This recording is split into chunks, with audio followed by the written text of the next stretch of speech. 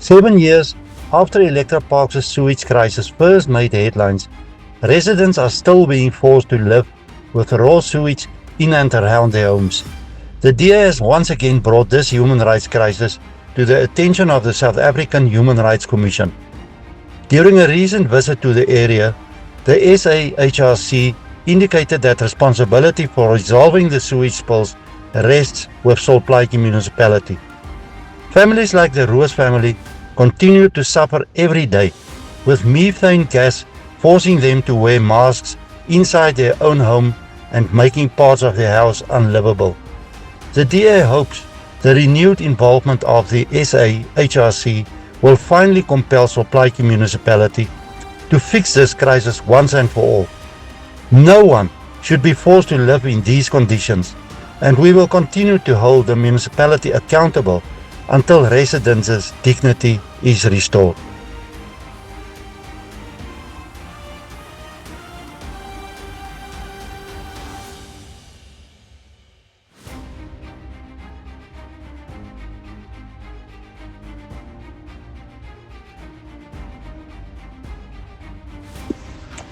The spirit of Christmas came alive in the small community of Nieuwoudtville as children were treated to a special day filled with joy, laughter, and meaningful messages during a child protection program hosted by Nieuwoudtville SEPS in partnership with Kabouterland and the Youth Against Crime structure.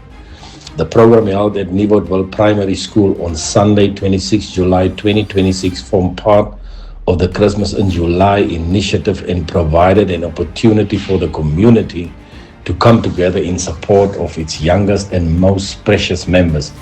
Beyond the festive celebrations, the program sought to raise awareness about child protection, encourage positive values among children, and strengthen the bonds between the police, schools, community structures, youth organizations, and importantly, so families. The proceedings were led by Pastor Nasberson of the Full Gospel Church in Nieuwoudtville, who also serves as the leader of the spiritual crime prevention structure. Sergeant Xavier Kotze of Nieuwoudtville SEPS introduced members of the Youth Against Crime structure, who captivated the children with a role play depicting the birth of Jesus Christ. Adding to the spirit of the occasion, Mr. Wilco Kotze and Mr. Helen October shared an inspiring messages and poem reflecting on the birth of Christ. The children's excitement reached its peak when Mr. F. Blom made a special appearance as Father Christmas, bringing smiles and laughter to the young faces. Ms. Joanne Trom, Secretary of the Community Policing Forum, also participated in the role play and delivered the vote of thanks. She expressed appreciation to all the organizers, role players, volunteers, and community members whose dedication and support contributed in making the event a memorable experience for the children. The Christmas in July celebration was a reminder that protecting children is a shared responsibility. Through strong partnerships and meaningful community involvement, Nieuwoudtville SEPS and its partners continue to create opportunities where children can feel valued, support, and safe. The South African Police Service and Namakwa remains committed to working alongside community structures, schools, youth organizations, and other stakeholders to promote child protection and nurture safe, caring, and positive environments where children can grow, learn, and thrive.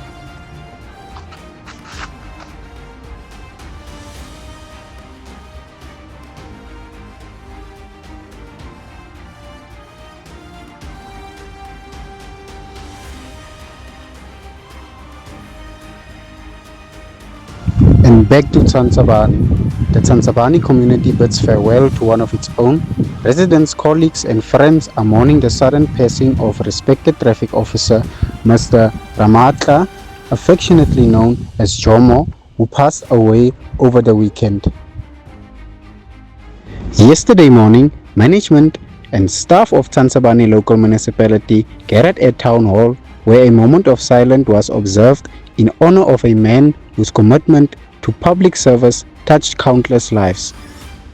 Speaking to Horizon Media, Municipal Manager Mr. Heinrich Matobela described Jomo as a dedicated public servant and a valued member of the traffic department from the day he was appointed. He said Jomo carried out his duties with professionalism, integrity, and unwavering commitment to serving the people of Tsansabane. Mayor Councillor Helena English also conveyed a heartfelt message of encouragement to the Ramatla family, friends, and colleagues. She said his passing is a great loss to the municipality and thanked him for the years he devoted to protecting and serving the community.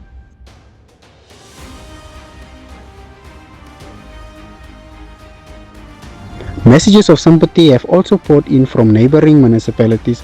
Gatalopele Mayor Councillor Irene Williams extended condolences on behalf of the Gatalopele local municipality, standing in solidarity with the Ramkla family and the entire Tsansabane municipality family during this difficult time. For many residents, Jomo was more than a traffic officer. He was a familiar face on the streets and a public servant who carried out his responsibilities with humility, respect, and dedication. May his legacy of service live on, and may his soul rest in eternal peace.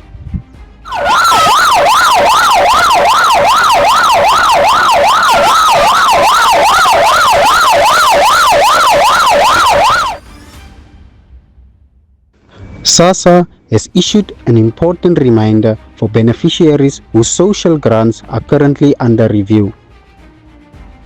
If your grant has been selected for review, you will not receive your payment during the normal 3-day payment cycle.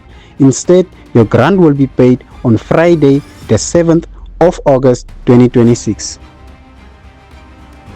The payment schedules for August is as follows. The older person's grant will be paid on Tuesday, 4th August. Disability grants on Wednesday, 5th August. Children's grants on Thursday, 6th August.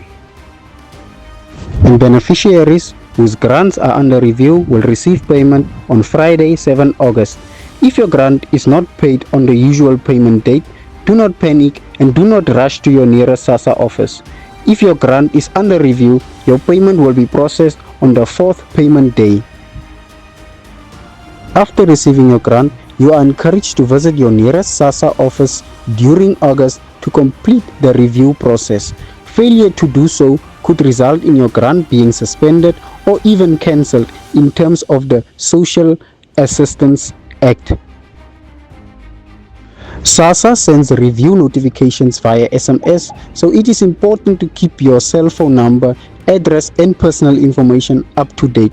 Beneficiaries should also report any change to their income, marital status, banking details, or if they travel outside South Africa.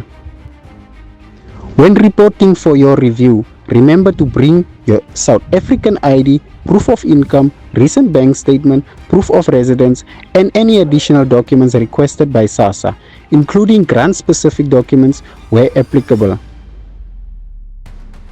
SASSA also encourages beneficiaries to make use of its own online services to save time and reduce queries. Free Wi-Fi is available at SASSA offices where officials can assist beneficiaries with accessing digital services.